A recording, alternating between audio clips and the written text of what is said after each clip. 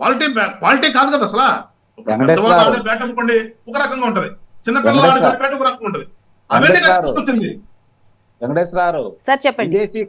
విదేశీ కళాకారుల్ని ప్రైవేట్ బౌన్సర్లను నియమించారు. అవును, ప్రభుత్వ కార్యక్రమానికి ప్రైవేట్ బౌన్సర్లను విదేశీ కళాకారులు వచ్చారు. మరి ఏం చేస్తారండి ఇప్పుడు? అప్పుడు డబ్బుల్ని ఆ ఉన్నటువంటి దాన్ని ఏదో రకంగా ఖర్చు పెట్టినట్లు చూపించాలి. దానికి ఏముందండి, వీళ్ళు వీటన్నిటికీ కూడా కారణం ఏంటంటే పాప కళ్ళగా ఏంటంటే 30 సంవత్సరాలు నేనే ఉంటా 30 సంవత్సరాలు నేనే ఉంటా కాబట్టి మనం ఏమి చేసినా కానీ దీనికి లెక్కపత్రం ఉండదు. ఎవరు వస్తారు మళ్ళీ దీని గురించి అడిగేది ఉంటది. అవును, మేము లేకపోతే కదా ఇంకోటి వచ్చి ఎంక్వైరీ చేసేది అనే ఒక భావనతో వాళ్ళు ఇష్టానుసారంగా చేశారు. మరి ఫుడ్ కోసం కూడా దాదాపు కోట్లు ఖర్చు పెట్టారు.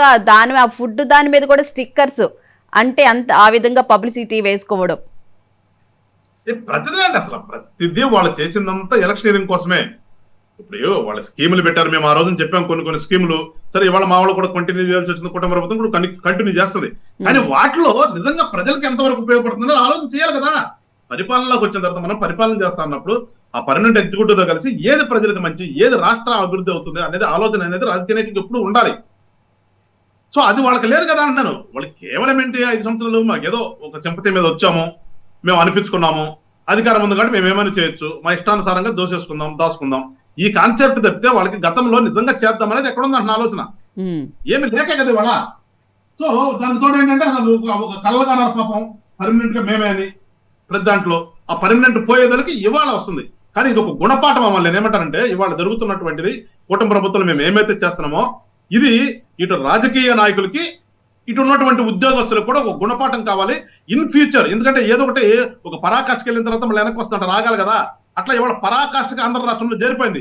ప్రభుత్వ ఉద్యోగుల అవినీతి కానీ, రాజకీయ నాయకుల అవినీతి కానీ, వీళ్ళ విచ్చలవిడితనం కానీ, వీళ్ళ అధికార దుర్వినియోగాన్ని విచ్చలవిడి అయిపోయింది. అది ఫుల్ స్టాప్ పడాలి. ఫుల్ స్టాప్ పడాలంటే ఇప్పుడు జరుగుతున్నాయి ఇవాళ ఎంక్వైరీ ఏదైతే సిట్ వేసి సారా మీద సిట్ కానీ అట్లా ఇప్పుడు వీటి మీద ఎంక్వైరీ కానీ ప్రతిదీ ఎంక్వైరీలు జరుగుతాయి అనే భయం ఉద్యోగస్తులు ఉండాలి మరీ మెయిన్గా.